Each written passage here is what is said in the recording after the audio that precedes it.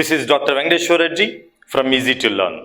In this session, I'm going to discuss about logical operators in Python, and also we are going to execute each and every operator with practically.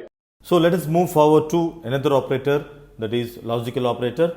There are basically three logical operators. They are AND, OR and NOT. So when you talk about AND, it returns the value of x if x is false. That is, if x is equal to 0 or any negative number, it considers it to be false, and otherwise it returns y. So you can see here 2 and 3. Since 2 is greater than 0, therefore it is returning 3. But at the same time, if you are using an OR operator, if x is false, then it returns y, else it returns x. So 2 or 3 gives me 2 in this case. And finally, when we have NOT, NOT basically converts the value. When you say NOT of 1, then we get to false. So let me just show you how this is going to be executed. Now here we are going to work with logical operators. So let's say x is equal to true.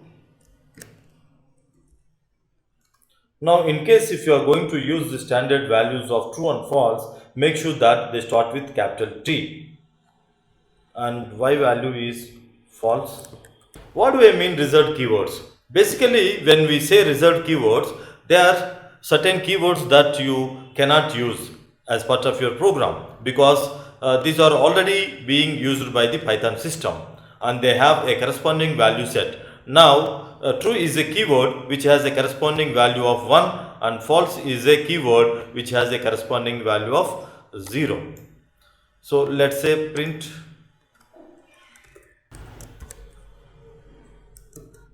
x and y. Now what is the value of x and y? Similarly, I am going to print x or y. What is the value of x or y? And the last one, not of x, not of x. Now let us run this, and here you can get x and y value is false. So here true and false, the value is false. For the true or false, the value is true. The not of x, x value is true, not of true means you will get false. I hope you understand the logical operators. Thank you.